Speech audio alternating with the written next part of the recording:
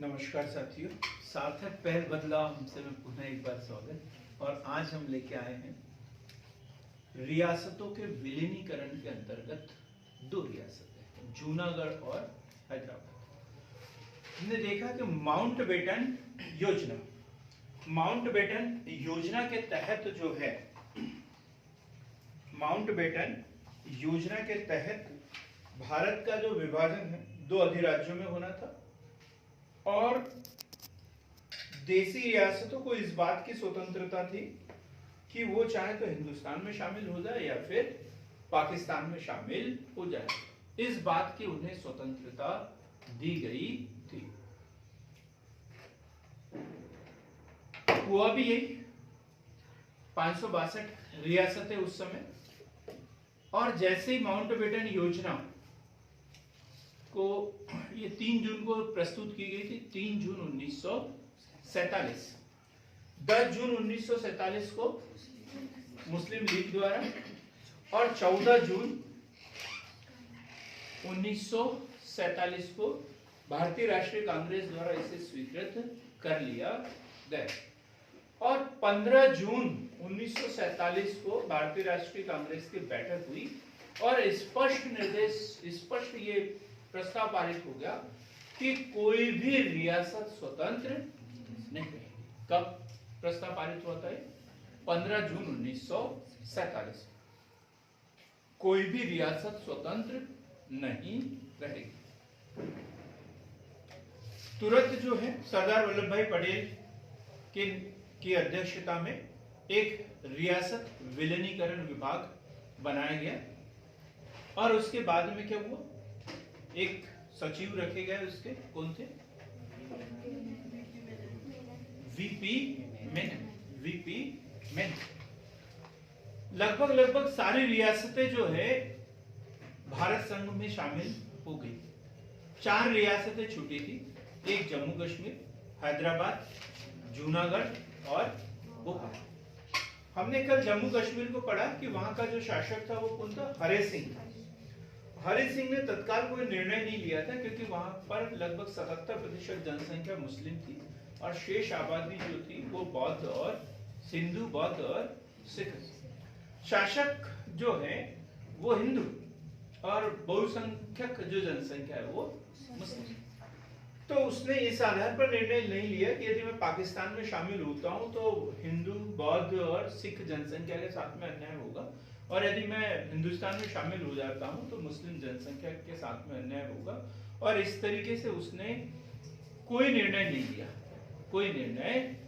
मतलब हिंदुस्तान या पाकिस्तान में शामिल होने का कोई निर्णय नहीं लिया, स्वतंत्र रहने का निश्चय किया। और फिर क्या हुआ? 22 अक्टूबर तक कबायलियों का बारामूला तक पहुंच गए। तो फिर इन्होंने जो है 24 अक्टूबर को भारत से सहायता मांगी। पढ़ा ना कल आपने? 26 अक्टूबर को भारत ने सहायता देने से मतलब उन्होंने विलय पत्र पर हस्ताक्षर कर दिया, लेकिन फिर भी इन्होंने बोला कि इसकी क्या गारंटी है कि पाकिस्तान इसे मान्यता देगा। फिर 27 अक्टूबर को क्या हुआ? फारूक अब्दुल्ला जो थे उनकी गारंटी पर जो है विलय पत्र पे हस्ताक्षर हो गए और भारत सरकार ने यहाँ सेना भेजी थी। हमने पूरी कहानी पढ़ी। 1957 में वहां का संविधान लागू हुआ। हमने देखा कि वहां अनुच्छेद 370, धारा 35A, ये अलग अलग प्रावधान के तहत जो है वो मूल निवासी वाली जो अवधारणा को स्पष्ट किया हुआ था। अब ऐसी एक रियासत है जूनागढ़ रियासत। वहां की जनसंख्या हिंदू है लेकिन नवाब जो है वो मुस्लिम है।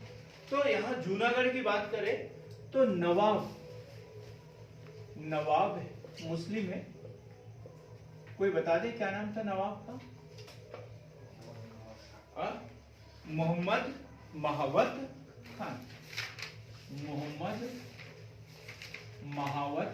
खान। ये नवाब वहां का मुस्लिम, मोहम्मद महावत खान। और जनसंख्या कैसी है? जनसंख्या है हिंदू। अधिकांश या बहुमत में जो जनसंख्या है वो हिंदू है। और नवाब ने कब? सितंबर 1947। भारत कब आजाद हुआ? 15 अगस्त 1947। और सितंबर 1947 में किसके पक्ष में विलय पत्र पर हस्ताक्षर किए थे अंकित? किसके? भारत है पाकिस्तान?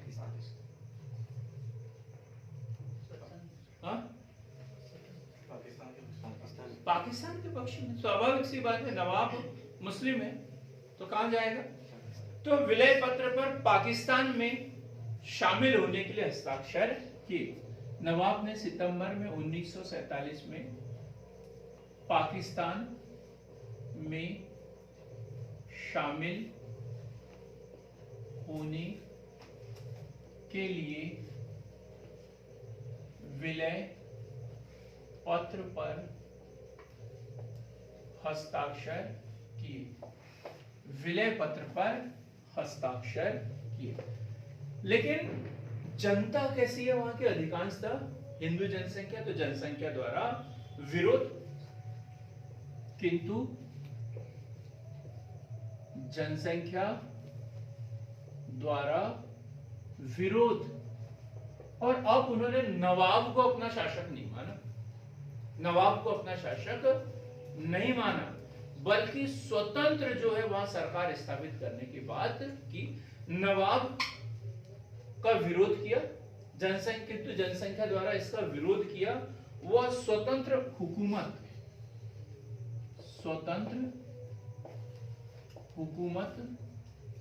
की स्थापना की। स्वतंत्र हुकूमत की स्थापना की, किंतु जनसंख्या द्वारा इसका विरोध किया और स्वतंत्र हुकूमत की स्थापना की। अब नवाब का कोई बचा ही नहीं वहां पे। क्यों नहीं बचा? क्योंकि जनसंख्या कैसी है? हिंदू है। नवाब अकेला था। पाकिस्तान की शय पाकर उसने पाकिस्तान में विलय पत्र पर तो हस्ताक्षर कर दिए, लेकिन अब वहां पर उसका कोई समर्थक नहीं रहा। एक मजबूरी में नवाब जो है, नवाब पाकिस्तान भाग गया, पाकिस्तान चला गया। और दीवान थे वहां पर।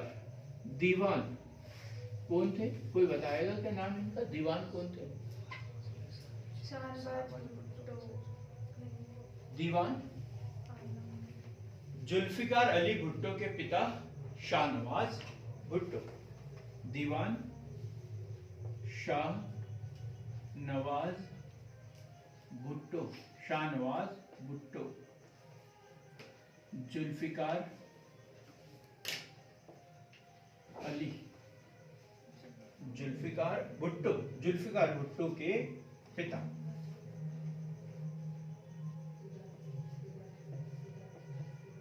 भुट्टो के पिता। अब नवाब चला गया, दीवान बचा है। तो दीवान का काम बचा है अब क्या? निर्णय लेने का। जनता के निर्णय को माने या फिर नवाब ने निर्णय लिया और भाग भी गया। अब बचा कौन है वहां पे? दीवान और इतनी सारी जनसंख्या। तो अब नवाब, ये जो दीवान क्या करेगा? शाहनवाज भुट्टो ने 8 नवंबर 1947,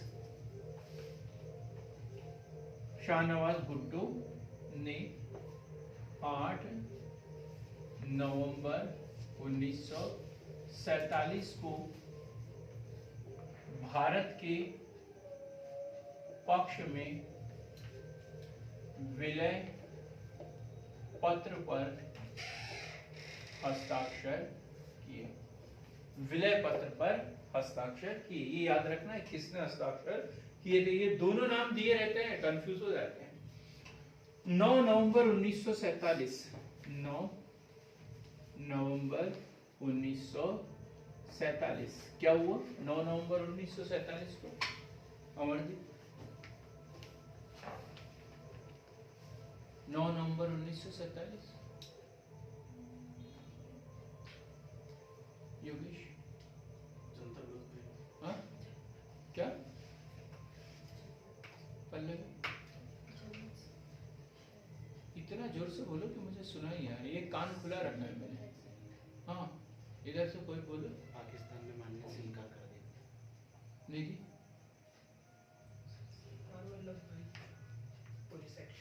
हाँ क्या पुलिस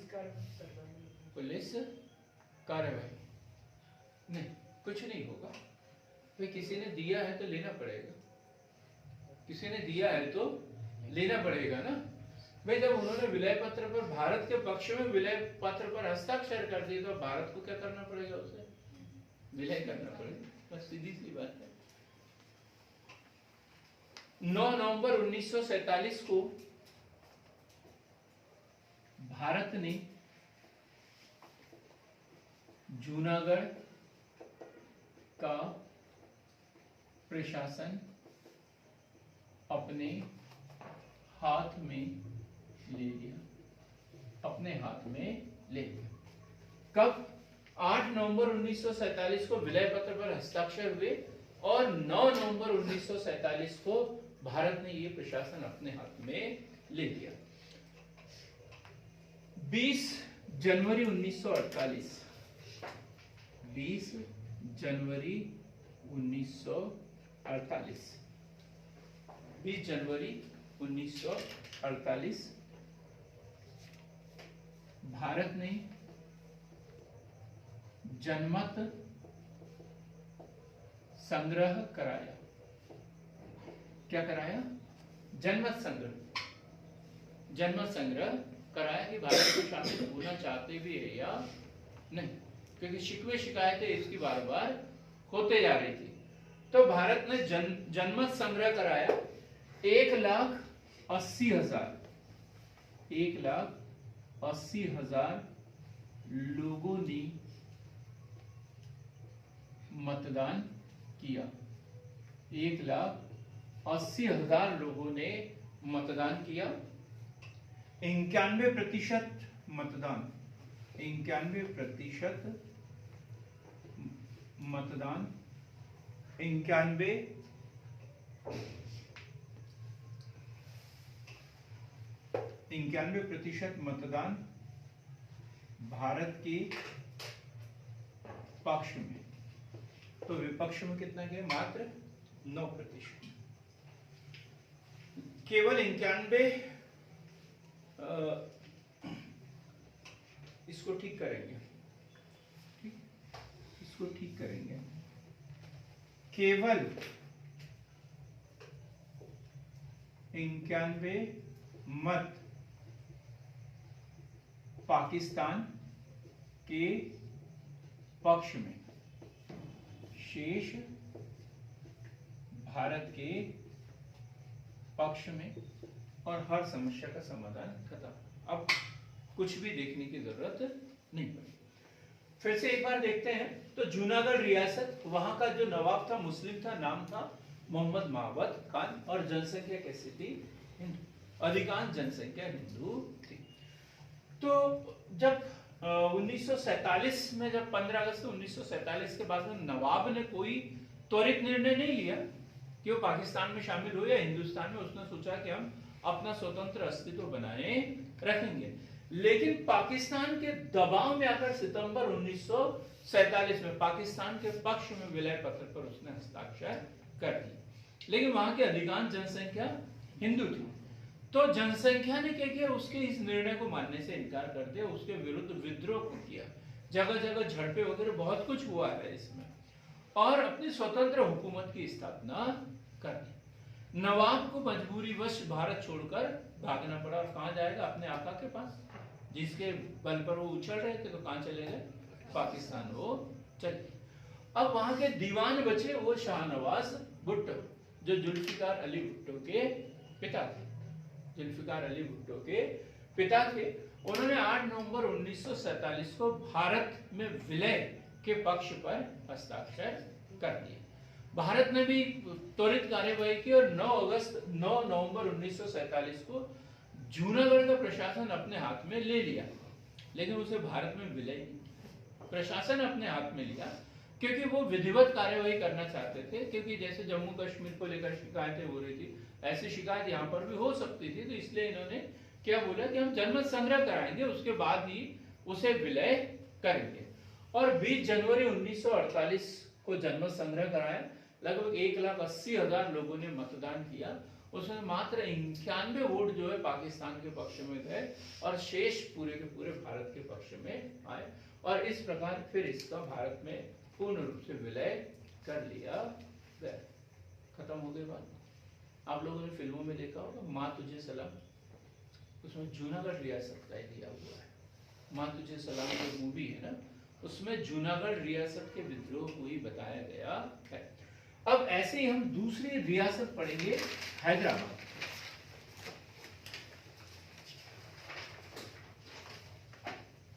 हैदराबाद रियासत, सेम कंडीशन ऐसी, हैदराबाद रियासत की भी त्वरित तो कोई निर्णय नहीं लिया। हैदराबाद कौन थे यहाँ पर? निजाम। नवाब कौन था यहाँ पे? निजाम। नवाब कौन? निजाम। और निजाम का नाम क्या है? मीर उस्मान अली। मीर उस्मान अली। और यहां पर भी बहुशब्द जनसंख्या, बहुसंख्यक जनसंख्या हिंदू। बहुसंख्यक जनसंख्या कौन है? हिंदू।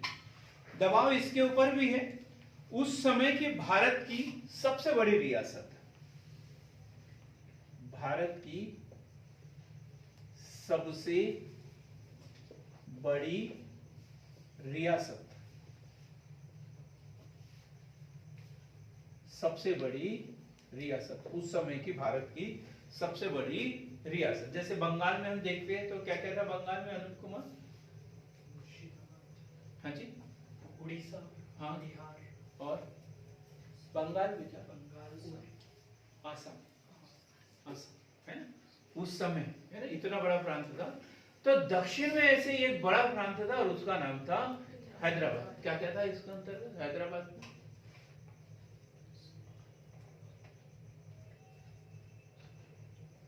कोई क्या है? सर महाराष्ट्र का कोई भाग आता था? हाँ, कर्नाटक वाला क्षेत्र, हाँ, छत्तीसगढ़, आंध्र प्रदेश वाला क्षेत्र, आंध्र प्रदेश, कर्नाटक, महाराष्ट्र है ना? क्या छत्तीसगढ़ नहीं आएगा उतना ज्यादा। इसमें यदि देखा जाए तो मूल रूप से कन्नड़ भाषी क्षेत्र था, मराठी भाषी क्षेत्र था, तेलुगु भाषी क्षेत्र था। हम पढ़ेंगे जब भारत का जब भाषाओं के आधार पर गठन होगा तो इसे 3 भागों में से तोड़ दिया जाएगा। ठीक? तो उस समय की सबसे बड़ी रियासत थी। निजाम भारत का उस समय का सबसे अमीर आदमी, निजाम उस समय का भारत का सबसे अमीर व्यक्ति, सबसे अमीर व्यक्ति। निजाम पाकिस्तान में शामिल होना चाहता था। निजाम पाकिस्तान में शामिल होना चाहता था। निजाम जो है पाकिस्तान में शामिल होना चाहता था, किंतु जनसंख्या हिंदू है तो जनसंख्या क्या करेगी? उसका विरोध। लेकिन जनसंख्या द्वारा विरोध प्रकट किया गया। सीधी सी बात है। अब हम नीचे की बात करें, दक्षिण में एकदम है, वो उधर देखो एकदम दक्षिण में है ना, तो पूर्वी पाकिस्तान से उसका कोई संबंध, ना पश्चिमी पाकिस्तान से उसका कोई संबंध। तो क्या भारत के आसपास पूरा पाकिस्तान बना देते हैं? उत्तर में भी जम्मू कश्मीर पाकिस्तान है, तो भारत के आसपास पूरा पाकिस्तान यदि बना देते तो भारत रहता ही कहां पे? भारत रहता ही नहीं। तो स्वाभाविक सी बात है, जनता भी विरोध करेगी, सभी लोग इसका विरोध ही करेंगे। इसने 20 नवंबर 1947 को 20 नवंबर 1947 को अस्थायी समझौता किया। अस्थायी समझौता किया। किसके साथ में? अस्थाई समझौता किया। किसके साथ में?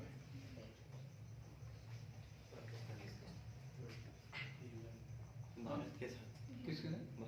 भारत के साथ अस्थाई समझौता किया भारत के साथ में।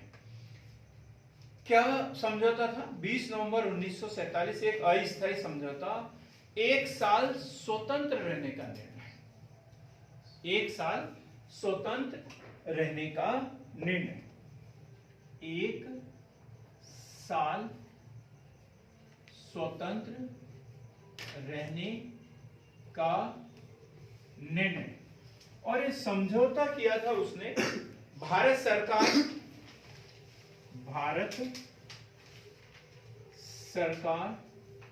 के एजेंट।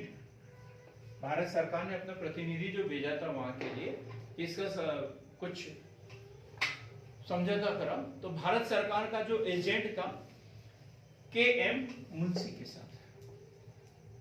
के.एम.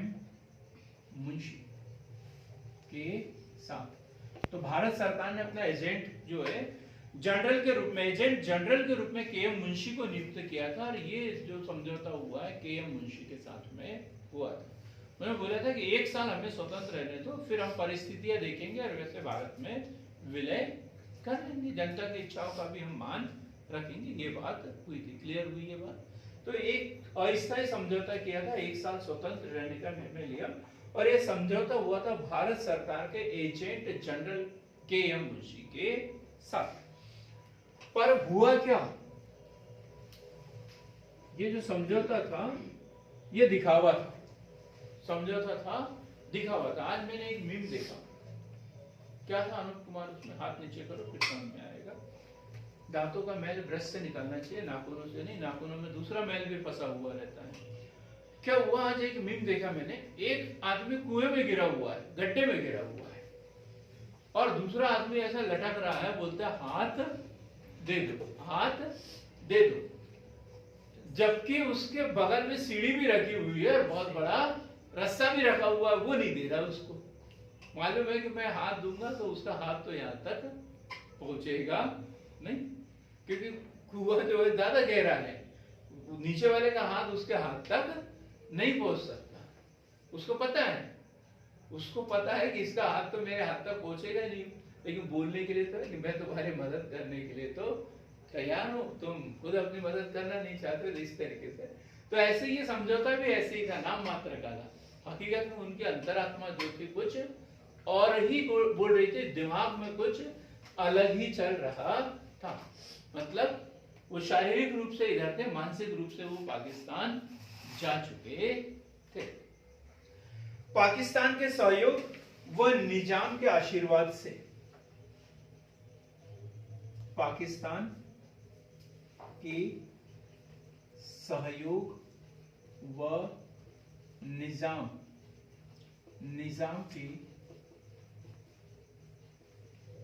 के आशीर्वाद से, पाकिस्तान के सहयोग व निजाम के आशीर्वाद से, क्या नाम है? कासिम रिजवी। कासिम रिजवी एक मुस्लिम नेता था। कासिम रिजवी ने हिंदू जनता पर बहुत अधिक अत्याचार, लूटपाट, बहुत अधिक अत्याचार, लूटपाट, मारकाट करने की कोशिश या किया, सीधा सा, ठीक है। ये सब उसने, कि जनता यहाँ की डर जाए, ये उसने प्रयास किए। एक मुस्लिम संगठन भी इसमें शामिल था, कट्टर मुस्लिम संगठन। किसी को पता है क्या उस संगठन का नाम क्या है?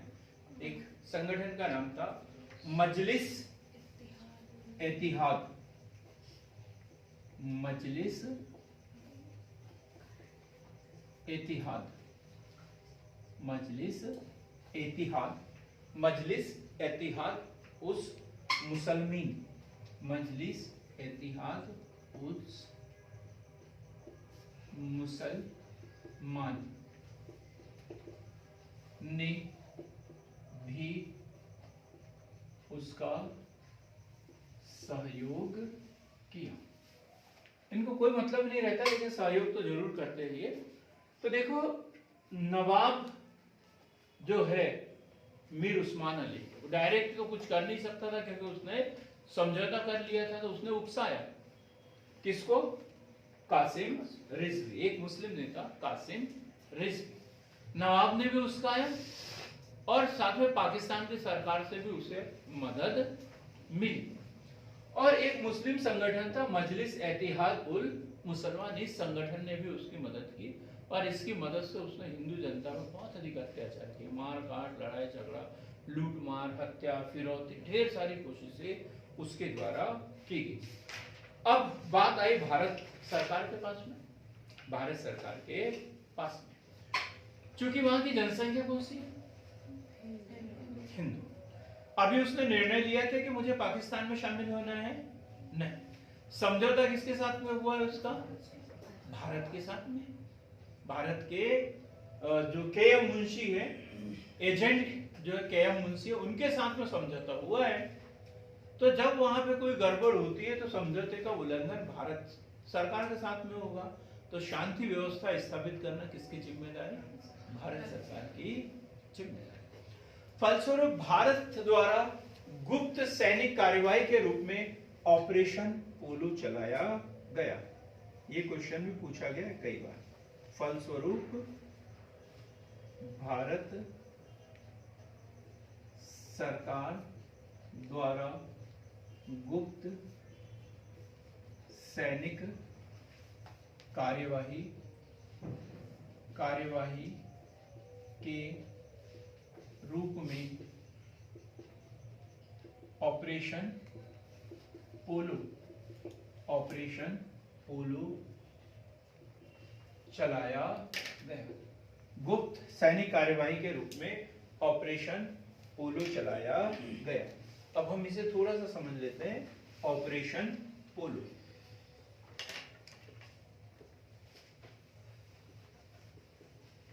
ऑपरेशन पोलो कब चलाया गया था? ये 13 सितंबर 1948 से 18 सितंबर, 13 से 18 सितंबर 1948, ये तारीख याद रखना। 13 से 18 सितंबर 1948 सरदार वल्लभ भाई पटेल द्वारा हैदराबाद में सीधी सैनिक कार्यवाही हेतु सेना भेजी।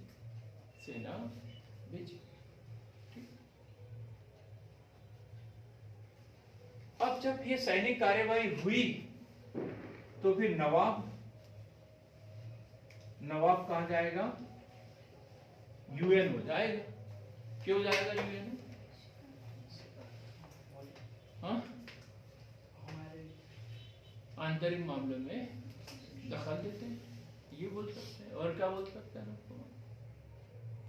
आप तो अमरजीत हो यार, अनुप तो उधर है। मानवाधिकार, स्वतंत्र रहने का निर्णय था 1 साल का। स्वतंत्र रहने का निर्णय था, बिल्कुल ठीक, यही बात थी। उसने सीधा बोला कि ये हमने तो समझौता किया है इनसे, ये हम 1 साल तक स्वतंत्र रहेंगे, फिर भी ये सैनिक कार्यवाही के माध्यम से हमें डरा धमकाकर हमारी प्रजा को प्रताड़ित करते हैं और यहाँ विलय करने के लिए हमें मजबूर किया जा रहा है। ये बात उन्होंने की, शिकायत की। तो शिकायत में क्या बोला? यूएनओ में याचिका दायर की गई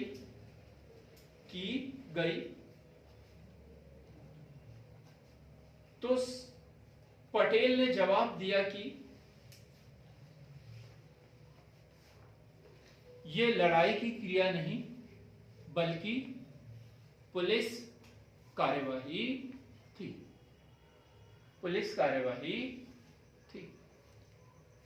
क्या अंतर है पुलिस कार्यवाही और सैनिक कार्यवाही में? कार्रवाई विदेशी आक्रमण किया जाता है जो कि हिंसा पर आधारित होता है, पुलिस शांति व्यवस्था पर।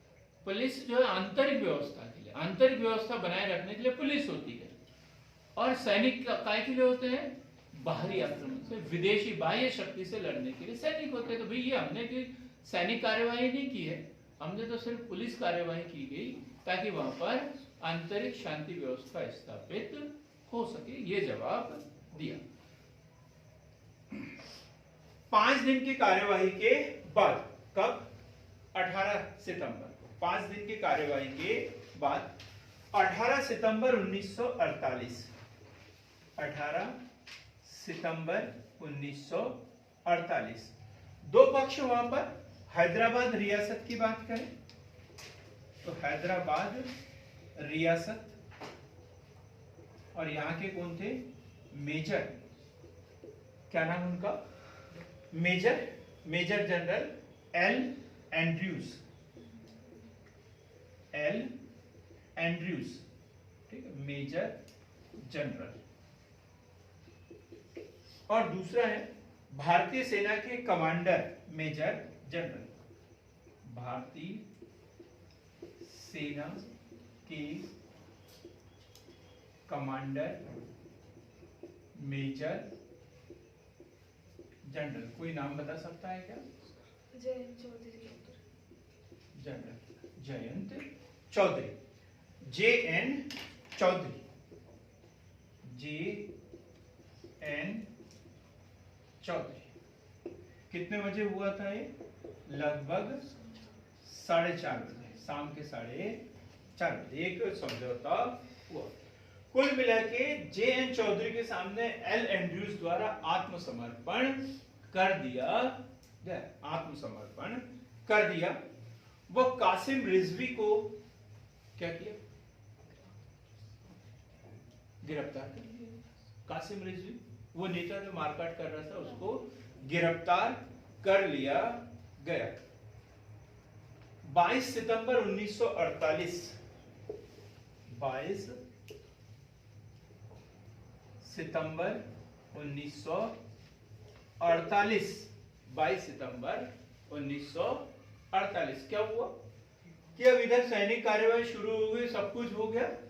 अब जैसे नवाब को, पहले जूनागढ़ के नवाब को पाकिस्तान भागना पड़ा था, तो ये थोड़े से समझदार हो गए। उनको ऐसा लगा कि मुझे ये सब जमीन जायदाद, इतनी सबसे अमीर आदमी हूं मैं, ये वो, और मुझे छोड़ के कहां जाना पड़ेगा? पाकिस्तान जाना पड़ेगा। उससे अच्छा है आत्मसमर्पण करो। तो उसने क्या है, जो यूएनओ को जो शिकायत की थी उसने, वो क्या कर ली?